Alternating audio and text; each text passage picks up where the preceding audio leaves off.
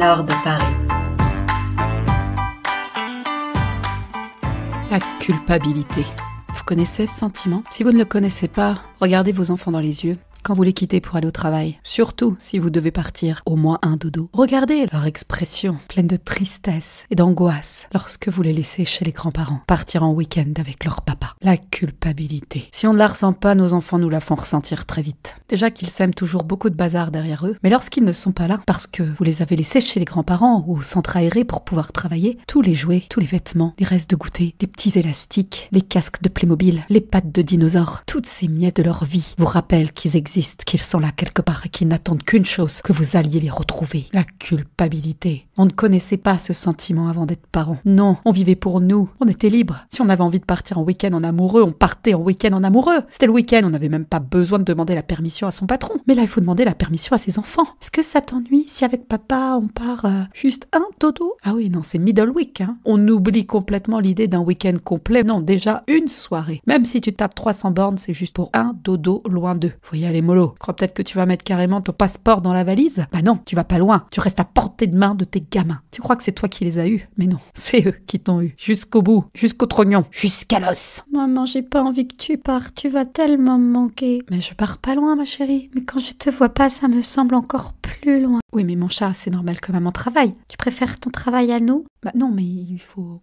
gagner de l'argent, mon chat. Tu préfères l'argent à tes enfants? Mais pas du tout, mais on a besoin d'argent. Mes enfants ont besoin d'argent. Ton argent, tu le gardes. Tu nous donnes que 2 € pour les vacances. Non, chaton, enfin, t'es pas en âge d'avoir de l'argent de poche. Tes frères et sœurs, ils ont beaucoup plus d'argent. Toi, t'es petit. T'en auras plus tard. Mais toi, t'as une carte bleue et tu la prêtes même pas. Alors que je vois bien que tu sors autant de billets que tu veux. Non, pas exactement. Est-ce qu'on peut avoir cette discussion très importante, très très importante, bien sûr. Mais quand maman n'aura pas un train qui part dans 1h15. Oui, enfin, c'est pas des pièces de 2 € qui sortent. Tu m'as jamais donné un billet. Bah, c'est normal, ma chérie, t'es petite pour avoir un billet. Bon, si maman te donne un billet, tu seras moins triste, parce que là, elle doit vraiment partir prendre son train. Sinon, elle va être très en retard et ça va être embêtant. Un billet comment? Un petit billet, un billet de ton âge, un billet de 5 €. Tu pars quand même de dodo. Oui, je pars de dodo. T'es en train de négocier ton billet? Ça me rend triste, c'est tout.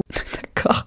Bon, bah écoute, on va déjà donner un billet de 5 € et peut-être un billet de 5 € au retour des 2 dodos, si t'as été sage. Mais qu'est-ce qu'il y a, Trésor? On veut pas, maman part. Oh, petit cœur, tu vas pas t'y mettre aussi, mais maman, elle part pas longtemps. Moi, j'aime toute ma famille.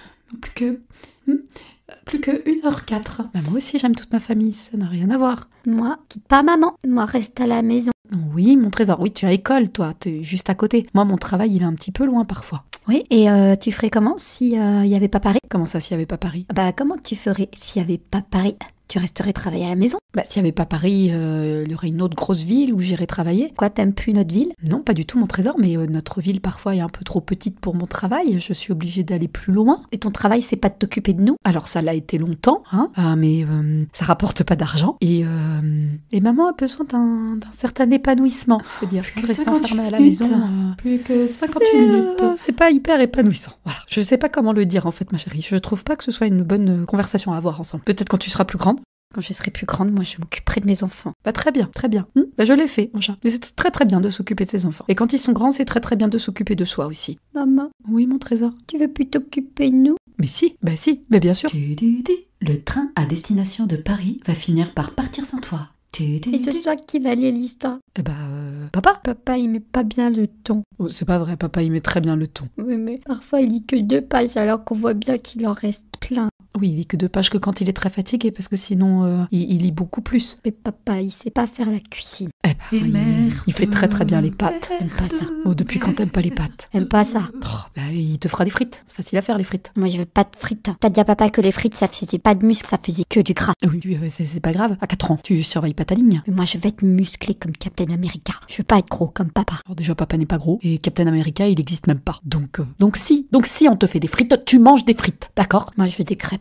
Bon, bah écoute, tu vas négocier avec lui de te faire des crêpes. Là, il me reste plus que 46 minutes avant mon train, alors on va peut-être pas faire le menu de la semaine. D'accord? Bon, donc la maman vous fait de gros bisous et elle vous ramène un petit cadeau, ok? Un petit souvenir de Paris. Qui veut une tour Eiffel en plastique? En métal qui clignote, de 50 cm de haut et qui se transforme en robot avec des piles et qui marche sur ses pieds de tour Eiffel. Je sais pas où je vais trouver ça, mais je pense que je vais trouver ça. Allez, bisous mes petits chats. À dans 2 dodo. À 1 heure de Paris. Le podcast.